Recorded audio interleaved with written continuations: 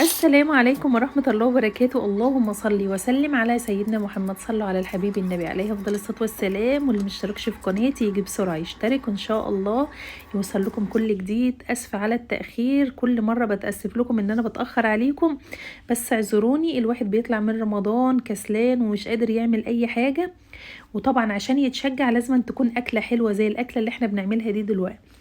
جايلي كده فسيخ، يلا تعالوا كده نشمر ايدينا ونقشر بصل وطماطم ويلا ناكل اكلة الفسيخ المحتبرة الجميلة دي.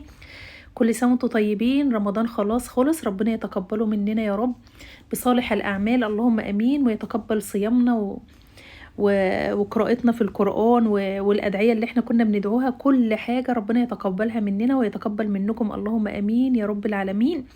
يلا بقى نخش على التقيل، ومعانا كده البصل بتاعنا الجميل ده.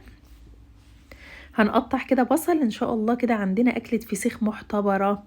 بصوا بقى، الواحد طالع من رمضان ملهوش نفس ياكل اي حاجة، والمعدة بايظة خالص، زي ما يكون المعدة بقى اتعودت على الايه، على الصيام والحاجات الحلوة الروحانية بتاعت رمضان الجميلة اللي خلصت بسرعة من غير ما الواحد يحس يعني. يلا قطعت كده بصل، حطيت عليه ملح وخل وحبة مية، وكمان البصل جهز معانا خلاص. وحبة بقى الايه الفسيخ الجمال دم، شايفين بقى حبة الخس دمت يعني ايه، عايزة اقول لكم بالفسيخ كله يعني. بعدته كده عن الزفارة عشان لما انضف، بس انا مش هنضف كمان على الرخامة، لاني عايزة بقول لكم يعني انا بغسل الدنيا غسيل كده علشان ايه، زفرة الفسيخ دي، عشان ما انتوا عارفين الفسيخ وكده بيعمل ريحة في الشقة وكده. فبحب ان انا يعني كل فتفوتة بتطلع من الزفرة بتاعت الفسيخ بحب ان انا ايه، انضفها. حطيت بقى، غسلت الحوض بتاعي غسلة تمام، وحطيت كله كده بالورق بتاعه بكله في الحوض كده. وهبدأ بقى ان انا اطلع القشر. القشر ده يا جماعة في ناس بتحطه كده يعني ما بتقشرش الايه القشرة اللي انا بعملها بطلعها بالسكينة دي. في ناس ما بتطلعهاش، بتفتح الفسيخة على طول وتنضفها وياكلوا كده.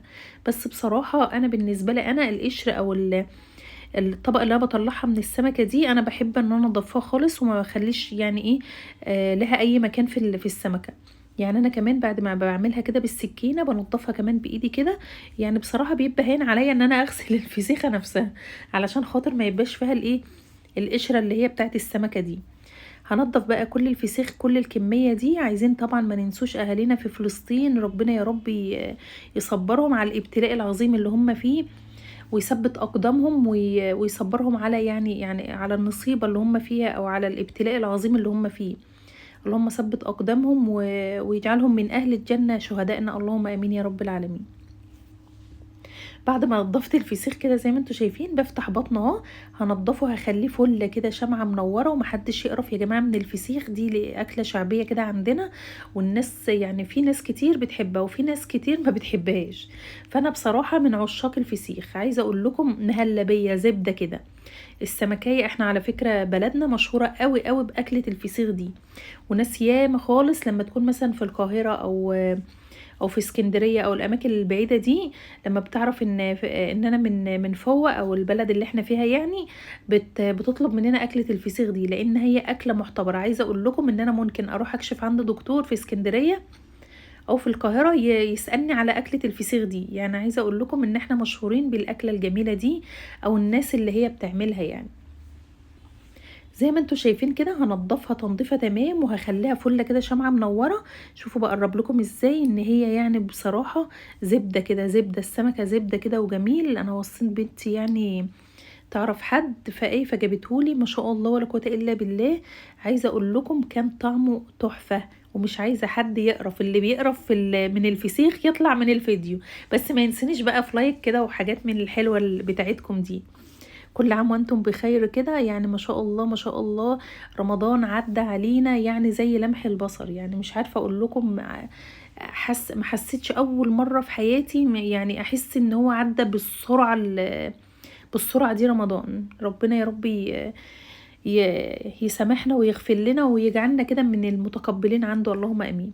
هخلص بقى كل الكمية كده وهلم بقى الزفارة دي ومش هخلي حاجة. شوف انا بعمل بقى في الحوض علشان لو اي حتة فتفوتة طلعت كده او كده انضف مكاني.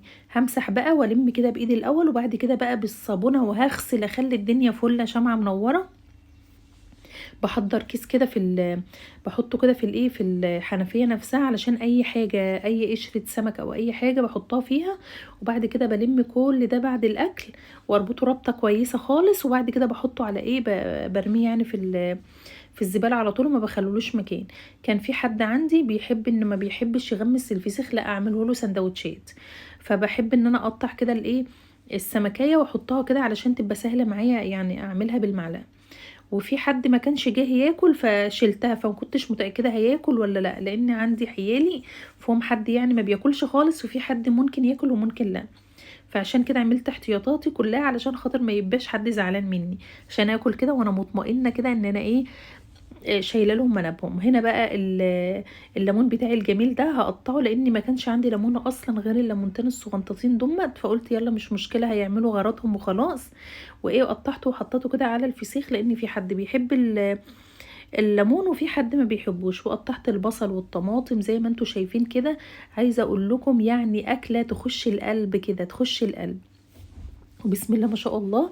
هنا كنت المقطع ده مصوراه لكم، مسجلاه يعني، كنت بكلمكم، بس كان في دوشه وكده فما حبيتش ان انا ايه، كتمت الصوت وكلمتكم وخلاص. هنا بقى اكله الفسيخ الجميله دي، على قلب وهنا يا رب كل اللي ياكل معانا من اكله الفسيخ التحفه دي.